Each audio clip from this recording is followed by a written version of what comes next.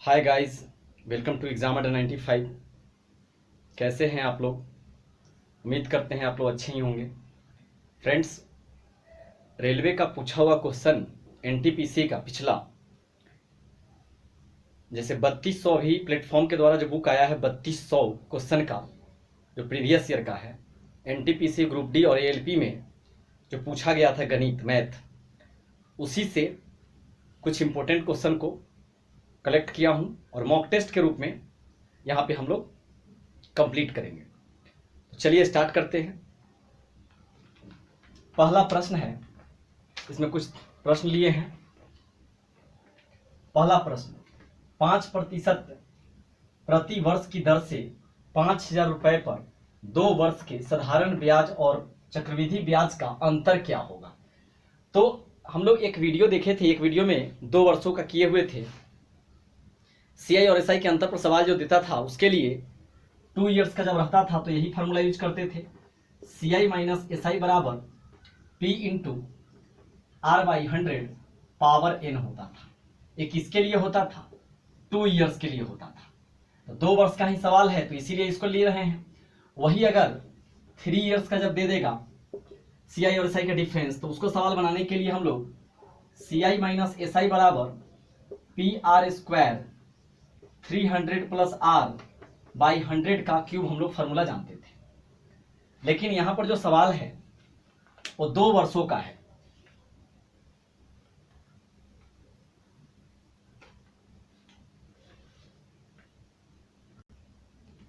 तो 2 वर्षों का यहां पे हमारा सवाल है, लेकिन यहां 3 इयर्स का जब एसआई सीआई का डिफरेंस दिया रहता है तो इससे हम लोग कंप्लीट करते हैं। काफी इंपॉर्टेंट प्रश्न है, प्लीज वीडियो को पूरा देख लीजिएगा। सीआई एसआई का डिफरेंस सवाल में क्या पूछा है? 5% प्रति वर्ष की दर से 5,000 रुपए पर 2 वर्ष के साधारण ब्याज और चक्रवृद्धि ब्याज का अंतर क्या होगा? यानी सीआई एसआई का अंतर पूछा है। दिया क्या क्या है? तो 5,000 रुपया प्रिंसिपल दिया हुआ है। रेट कितना है? 5% है, तो 5/100। और यहाँ पे एन क्या है? टाइम पीरियड जो बोल सकते हैं। तो 5,000 इंटू इसको कटा दीजिएगा तो 20 बार में कटेगा, तो 1/20, तो 1 का स्क्वायर ऊपर में 1 हो जाएगा और नीचे 20 का स्क्वायर क्या हो जाएगा? 2 बार लिख देंगे, 400। इससे 1 कट गया, इससे 1 कट गया, तो क्या हो गया? 50/4, यानी 25 दूनी 50, 2 दूनी 4, 25/2। 25/2 को जब डिवाइड कीजिएगा तो 12.5 यानी 12.50 आ जाएगा। तो सीआई और एसआई यानी ब्याज, चक्रवृद्धि ब्याज और साधारण ब्याज का अंतर, 2 वर्ष का चक्रवृद्धि ब्याज साधारण ब्याज का अंतर जो होगा इस प्रश्न के लिए 12.50 होगा। अगले प्रश्न की ओर देखते हैं।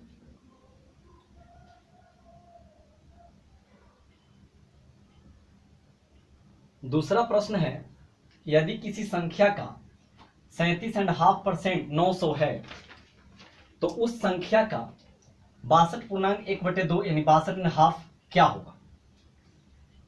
तो किसी संख्या का 37.5% का वैल्यू दिया हुआ है 900, तो बोला उस संख्या का 62.5% क्या होगा? संख्या को मान लिए हम x, संख्या हो गया x, तो x का मतलब होता है मल्टीप्लाई। संख्या को मान लिए x, तो संख्या हो गया x का मतलब मल्टीप्लाई, और इसको सॉल्व करेंगे तो इसी का वैल्यू दिया हुआ है 900, तो इसको यहां पे लिख दिए। तो x मल्टीप्लाई, इसको पहले फ्रैक्शन को तोड़ दीजिए, होल फ्रैक्शन को, मिश्र फ्रैक्शन को तोड़ दीजिए भिन्न को। 37 दूनी 74, 1 75/2, परसेंटेज हटाइएगा तो नीचे में 100 आएगा, तो यहां इतना हो गया बराबर 900।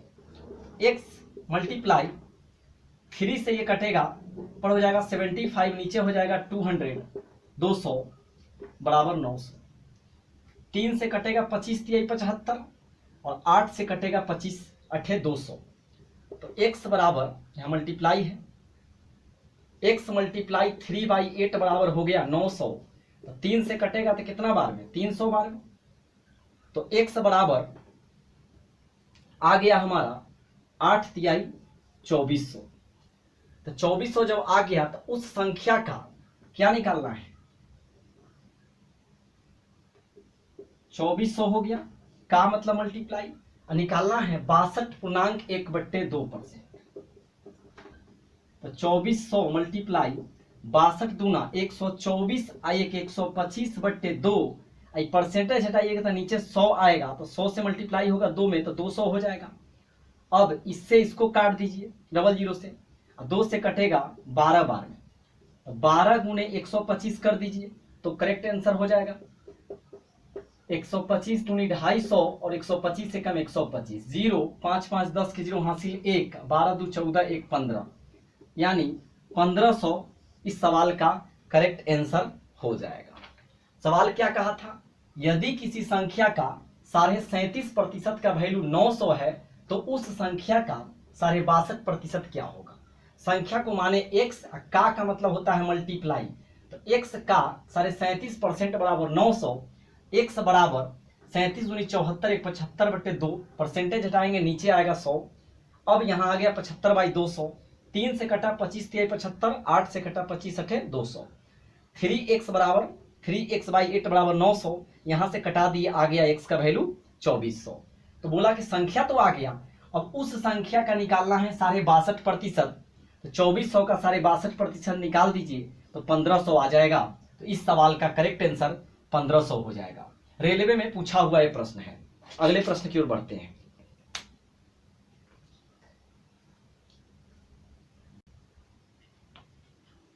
तीसरा प्रश्न देखते हैं हम लोग।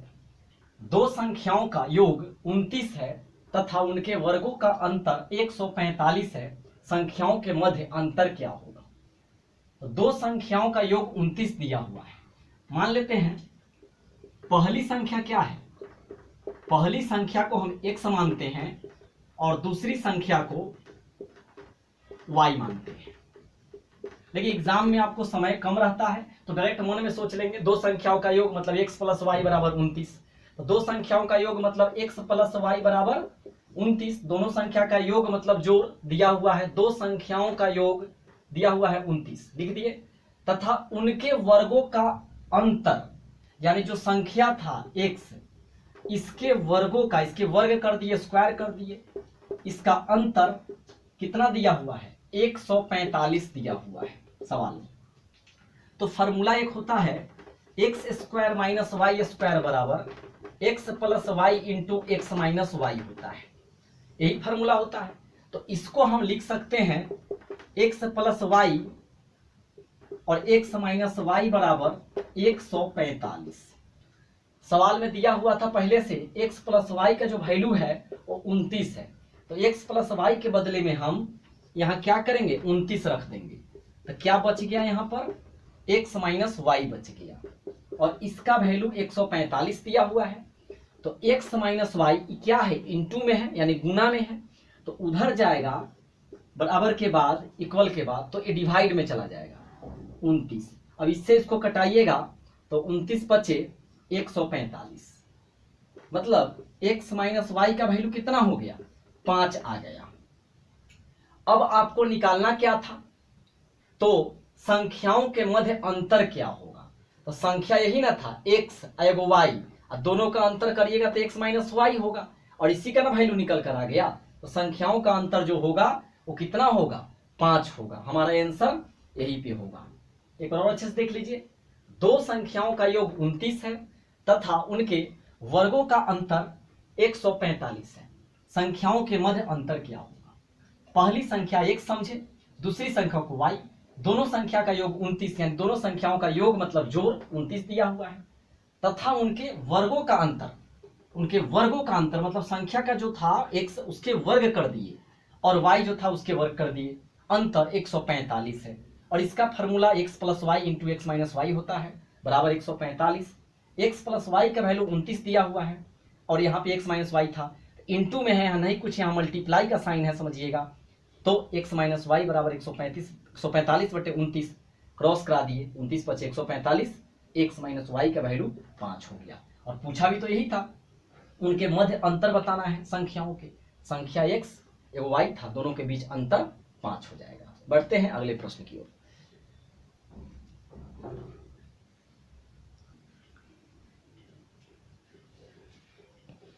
चौथे प्रश्न की ओर देखते हैं। चौथा प्रश्न है, √12 प्लस √12 प्लस √12 प्लस वाट। यहाँ देखिए √12 है, इस पर सिर्फ रूट है, लेकिन यहाँ पे देखिएगा तो √12 है और ये जो रूट गया है यहाँ तक गया है, यानी ये वाला रूट इसको भी कवर कर रहा है, इसको भी कर रहा है। यहाँ जो रूट है ये खुद पर भी है और ये दोनों पर भी है, यानी इस पर कहिए कितना 1 2 3 रूट है, इस पर देखिएगा तो 1 और 2 रूट है, इस पर देखिए 1 रूट है। तो इस सवाल को सॉल्व करने के लिए क्या करना है, x बराबर लिखिए पहले और रूट अंडर लिख दिए, और बहुत सारा 12 आ रहा है, बार बार अनडिफाइंड है, मतलब आगे भी आ सकता है ना। तो क्या करना है 12 लिख दिए और प्लस, और आगे बार बार आ रहा है तो यहाँ पे x लिख सकते हैं आप। तो रूट है तो इधर आएगा तो क्या बनाएगा x² बनाएगा और बराबर में हो जाएगा 12 प्लस x हो जाएगा। फिर से देख लीजिए रूट अंडर, ई रूट जो है सिर्फ इस पे है, इस पे भी है और इस पे भी है, क्योंकि देखिए यहां से जाकर यहां तक गया, इस पर देखिएगा 3 रूट है, ये अकेला गया इस पे, यहाँ पे देखिए 1 2 रूट है, इस पर देखिए 1 2 3 इस पर चढ़ा हुआ है रूट। x बराबर रूट यानी पूछा गया है, आपको इसको सॉल्व करके आंसर देना है, क्या होगा आंसर, तो एक ट्रिक भी बताएंगे बाद में। तो x बराबर √12 प्लस बार बार आ रहा है डिफाइंड है तो x मान लिए, तो इस रूट हटा देंगे तो इधर आएगा तो स्क्वायर हो जाएगा, x² बराबर 12 प्लस x हो गया। अब इसको सॉल्व करते हैं तो x² बराबर इसको इधर ले आएंगे तो प्लस x है तो माइनस x हो जाएगा, प्लस 12 है तो इधर -12 और इधर नहीं कुछ तो 0 हो जाएगा। अब ये बन गया क्वाड्रेटिक इक्वेशन यानी द्विघात समीकरण। तो क्वाड्रेटिक इक्वेशन का आप जानते हैं 2 गो वैल्यू निकलता है क्वाड्रेटिक का, है ना। क्यूबिक का जो होता है 3 वैल्यू निकलता है, तो यहाँ पे हमारा है क्वाड्रेटिक यानी द्विघात समीकरण, तो 2 वैल्यू निकलेगा। तो उसके बाद अब देखते हैं क्या होता है, तो इसको अब तोड़ना है, फैक्टराइज करना है, गुणनखंड करना है। तो 12 है, यहाँ नहीं कुछ तो 1 है, कैसे फैक्टराइज करते हैं उसको देखते हैं। तो यहाँ नहीं कुछ तो 1 है, तो 12 1 जा 12, यानी 12 को आप ऐसा तोड़िए कि बीच में यहाँ नहीं कुछ तो -1 है तो 1 भी आ जाए। तो तोड़ते हैं 2 6 और 2 3 जा, यानी 2 2 जा 4 और ये 3, हम ये 2 डाटा यहाँ से निकाल लिए 4 और 3। तो देख रहे हैं कि 4 और 3 आया, तो हम क्या कर सकते हैं 3 - 4 कर देंगे तो यहाँ -1 आ जाएगा। देखिए तो ऐसे भी लिख सकते हैं x² -4x प्लस 3x, तो क्या हो गया -4x प्लस 3x, ये -x हो गया और -12 बराबर 0। अब हमारा 4 टर्म में हो गया 1 2 3 4। अब कॉमन ले सकते हैं इजिली, तो x यहाँ भी है x यहाँ भी है, तो कॉमन लेंगे तो x हो जाएगा, निकल जाएगा बाहर, तो यहाँ 2 को नहीं x है तो x निकल गया बाहर, तो x बचा -4 हो गया, x में x² माइनस x में 4 से 4x हो गया। आगे देखते हैं, प्लस ले लिए। अब देखिए यहाँ 3x है, यहाँ 12 है, तो 12 तो मतलब 3 × 4 था, मतलब कहने का मतलब यहाँ भी 3 हाइड है कि नहीं है, यानी कॉमन 3 होगा और x बचा यहाँ पे प्लस 3x और -4 बराबर 0। अब कैसे हो आप देख लेते हैं, इसको आप फिर से क्या करेंगे मल्टीप्लाई करके चेक करिएगा ये वाला आता है कि नहीं आता है, एक बनाते बनाते प्रैक्टिस हो जाएगा। x में x x² माइनस x में 4 से 4x प्लस में 3x है तो प्लस 3x हो गया, प्लस माइनस माइनस 3 4 जा 12।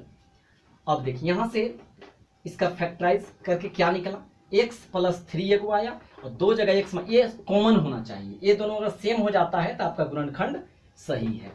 तो इतना बराबर इतना आ गया। अब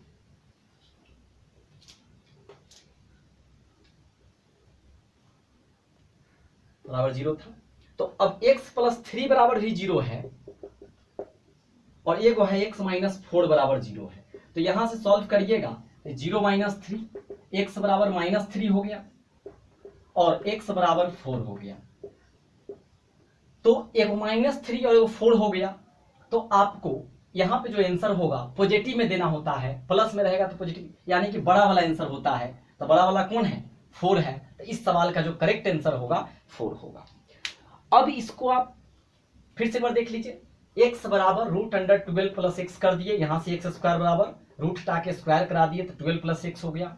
यहां से हम इसको फैक्टराइज किए और वैल्यू निकालकर हम निकाल लिए, वो -3 और 4 आया, दोनों में बड़ा 4 है इसीलिए प्लस में है, इसीलिए 4 आंसर होगा। अगर यहाँ माइनस लगा हो रहा था तो हमारा छोटा वाला आंसर होता।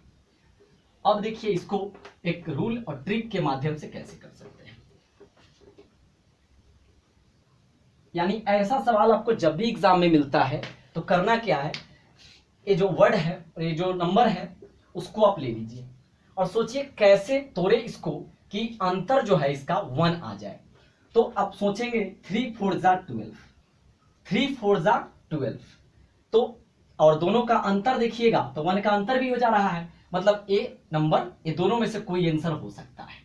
लेकिन बीच में जब प्लस दिख जाए तो आपको बड़ा वाला आंसर मार देना है। तो क्लियर हो गया।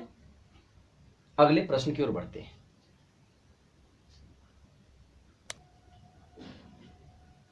पांचवें प्रश्न को देखते हैं। 30 संख्याओं का औसत 15 है, इनमें से प्रथम 18 संख्याओं का औसत 10 है तथा पहली 11 संख्याओं का औसत 20 है, तो अंतिम संख्या क्या होगी? तो टोटल संख्या है 30, 30 संख्या का औसत कितना दिया हुआ है? देखिए कैसे इसको बनाएंगे शॉर्ट में।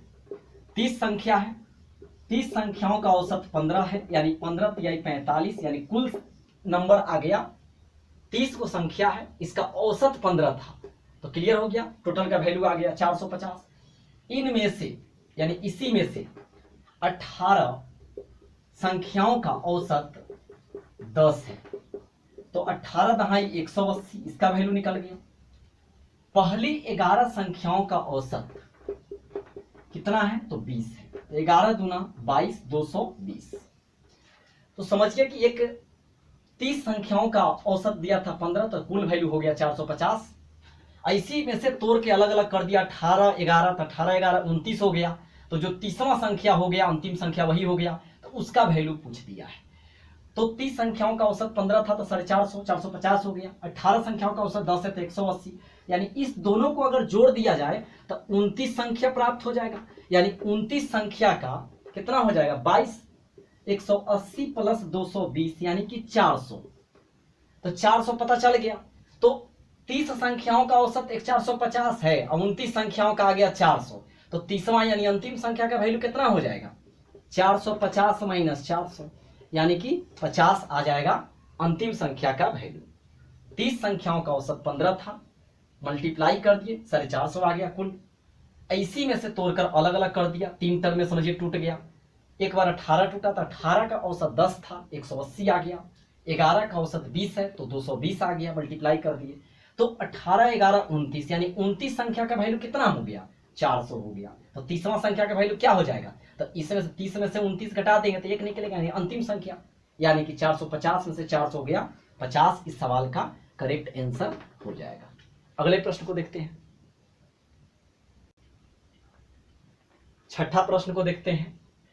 यहां प्रश्न है x स्टार y बराबर x प्लस वाई प्लस 1 तथा 2p स्टार 5p बराबर 50, तो p का मान क्या होगा? देखिए x स्टार y मतलब यहाँ x की जगह कोई वैल्यू हो सकता था, y की जगह पर कोई वैल्यू, x है यहाँ और y था, स्टार लगा हुआ था, तो इसको क्या लिख दिया? x प्लस वाई प्लस 1, इसको लिख लीजिए। x स्टार y को लिखा है x प्लस वाई प्लस 1। अब क्या लिख सकते हैं इसको? नीचे हम लोग को दिया हुआ है 2p स्टार 5p, तो यानी 2p स्टार 5p, तो क्या लिख सकते हैं? तो x के तो यहाँ x लिखे थे, तो 2p तो यहाँ 2p लिख सकते हैं, प्लस y तो y लिखा था तो 5p तो 5p, और प्लस 1, यानी यहां से हम लोग का सवाल देखेंगे 2p प्लस 5p प्लस 1 बराबर दिया हुआ है 50, ये सवाल में दिया हुआ था। 2p या 5p 7p हो गया, प्लस 1 बराबर 50, तो 7p बराबर 50 माइनस 1 कर दीजिए, तो 7p का वैल्यू हो जाएगा 49, और p बराबर हो जाएगा 49 बट्टे डिवाइड में हो जाएगा ये 7, यानी 7 आ गया आंसर। p का जो वैल्यू होगा 7 होगा। इस पर इसको तोड़ना है, x स्टार y, अगर यहाँ पे जो कहेगा इसी के आधार पर इसको तोड़ना है। x स्टार y बराबर x प्लस वाई प्लस 1 लिख दिया, तो x को यहाँ लिखा, x फिर प्लस y को लिखा और प्लस 1 कर दिया। उसी तरह से हम भी किए, जो दिया हुआ था 2p स्टार 5p बराबर 50, 2p प्लस 5p दोनों को लिख दिए, प्लस 1 कर दिए बराबर 50, और यहां से p का वैल्यू निकाल लिए। अगले प्रश्न को देखते हैं, 7 नंबर।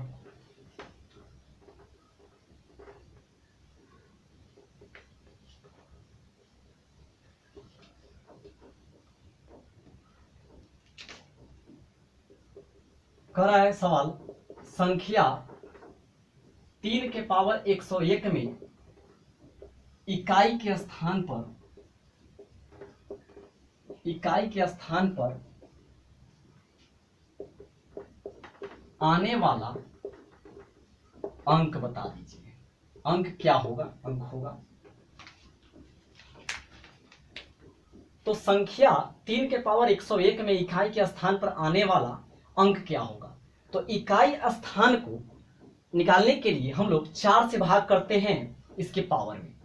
4 से ही क्यों करते हैं उसको देखते हैं। तो नंबर पहले लिख लीजिए 1 2 3 4 5 इस तरह लिख दिए। तो 1 दूना 2, 2 तिहाई 6 अगर मल्टीप्लाई किया जाए आगे तक तो 1 दूना 2, 2 तिहाई 6, 6 चौका 24 और 24 को 5 से करिएगा 120 मतलब जीरो आ गया यहाँ पे मल्टीप्लाई करने पर। यहाँ तक मल्टीप्लाई करने पर 120 यानी जीरो आ गया और जीरो में 6 से होगा तो 6 जीरो हो जाएगा। तो हर बार अब आगे का इसके आगे जीरो ही होता। तो प्रभावित कौन कर रहा है? यहाँ तक ठीक है क्योंकि 5 जैसे ही आ रहा है तो जीरो ला दे रहा है। तो 4 को इसीलिए चुना गया कि 4 से आपको डिवाइड करना है। तो किसको डिवाइड करना है? हमारा सवाल ये है, पूछा गया कि इसको सॉल्व किया जाएगा तो 3 के पावर 101 को तो इकाई के स्थान पर क्या आएगा? तो 4 से 101 को भाग कर दीजिए। 4 दूनी 8, 2 1 4 पचे 20 यानी रिमाइंडर क्या आया? 1 आया। तो 3 है, अब इसको सॉल्व किए थे तो 1 आया रिमाइंडर, तो 1 को यहाँ लिख दीजिए। तो 3 के पावर 1 तक क्या हो जाएगा? 3 यानी इसका इकाई स्थान जो होगा 3 हो जाएगा इस प्रश्न का। 4 से भाग किए पावर को, जो रिमाइंडर आया अब वही इसके पावर बन जाता है। यानी डिवाइड करने के बाद 4 से जो रिमाइंडर बनेगा वही इसका पावर बन जाएगा और उसके पावर रखेंगे तो 3 के पावर 1 3 हो जाएगा। अगले प्रश्न को देखते हैं 8 नंबर को।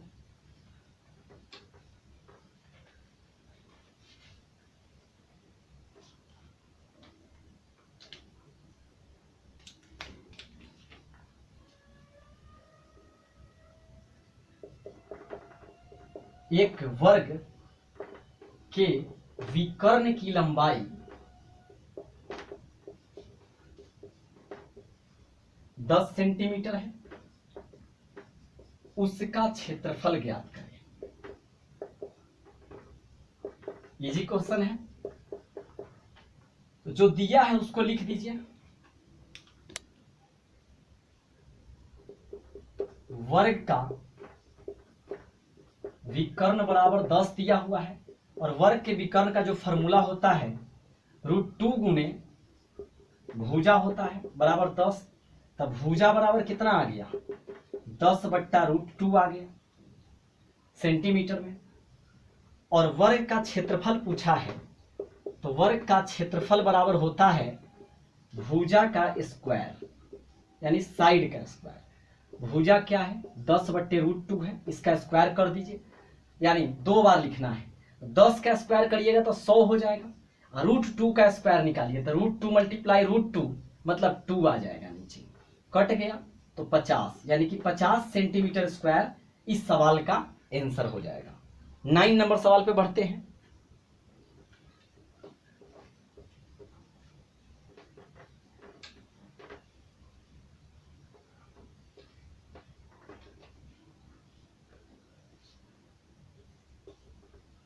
यदि a + 1/a बराबर 4 तो a² + 1/a² बराबर क्या होगा? सवाल यही है। देखिए a + 1/a बराबर 4 दिया हुआ है तो a² + 1/a² का वैल्यू बोला है। तो जो दिया हुआ है उसको लिख दिए और बोथ साइड स्क्वायरिंग करा दीजिए यानी दोनों तरफ वर्ग कर दिए। तो क्या होगा? a² a + b का होल स्क्वायर हो गया ये, तो a² + b² मतलब 1 का स्क्वायर तो 1 ही a² प्लस 2a और b की जगह ये हो जाएगा और यहाँ हो जाएगा 4 का स्क्वायर 16 कट गया। तो a² + 1/a² बराबर 16 +2 है तो उधर जाके -2 यानी a² + 1/a² का जो वैल्यू होगा कितना होगा? 14 होगा। इसका आंसर 14 होगा इस सवाल का। आप इसके लिए एक शॉर्ट लिख सकते हैं हमेशा के लिए। देख रहे हैं +2 हमेशा इस सवाल में अगर x + 1/x बराबर अगर a दिया हुआ है और a निकालना है अगर तो क्या करना है? a का स्क्वायर कर दीजिए -2 कर दीजिए, मतलब जो दिया हुआ है यानी 4 का स्क्वायर 16 और -2 कर देते 14, इससे भी आ गया। अगर ए वाला चीज दिया हुआ है सवाल में तो a³ प्लस ऐसा निकालना है, x³ प्लस 1/x³ का वैल्यू निकालना है अगर, तो a³ माइनस 3a ई फार्मूला पुट कर दीजिएगा तो यहां से भी निकाल सकते हैं। तो बढ़ते हैं, आखिरी प्रश्न है 10वां प्रश्न की ओर बढ़ते हैं।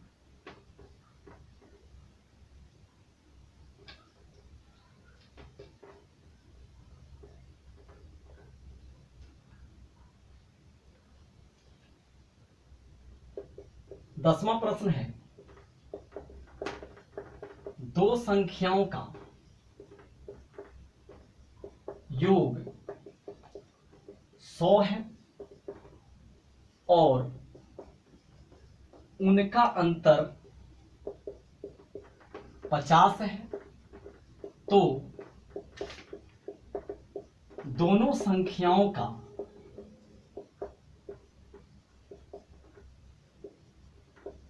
अनुपात क्या होगा।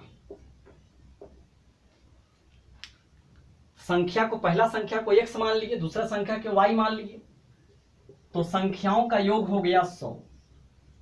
पहला को x दूसरा को y, तो दोनों संख्या को योग कह रहा है, जोड़ दिए तो 100 हो गया। और उनका अंतर, तो उनका अंतर दिया हुआ है 50, ऐड कर देंगे तो यहाँ x प्लस x जो हो जाए 2x हो जाएगा। समीकरण को ऐड करने पर इक्वेशन 1 हो गया, 2 हो गया, और यहां हो जाएगा 175। 100 प्लस 50 हो जाएगा 150। तो x का वैल्यू जो होगा 150/2 काटेंगे तो 75 आ गया। x का वैल्यू 75 आ गया, तो किसी एक समीकरण में बैठा दीजिए। तो पहले समीकरण में ही बैठा देते हैं, x प्लस वाई बराबर 100, तो 75 प्लस वाई बराबर 100, तो y का जो वैल्यू होगा 100 माइनस 75, यानी y का वैल्यू जो हो गया 25 आ गया। तो बोला है दोनों संख्याओं का अनुपात ज्ञात करें। तो पहला संख्या क्या माने थी x, तो पहला संख्या हो गया 75, और दूसरा संख्या y माने थे तो y का वैल्यू 25 हो गया। 25 तिहाई 75 नीचे 1, यानी 3:1 जो होगा इस प्रश्न का आंसर होगा। तो टॉप 10 हम लोग आज प्रश्न को किए जो रेलवे में पूछा हुआ था, एनटीपीसी ग्रुप डी और एएलपी में, आरपीएफ में।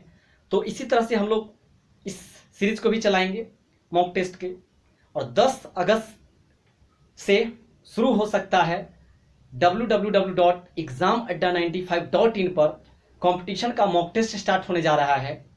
तो वहां पे आपको पहले शुरू में मिनी मॉक टेस्ट दिया जाएगा, 25 क्वेश्चन या 50 क्वेश्चन का रहेगा मिनी मॉक टेस्ट।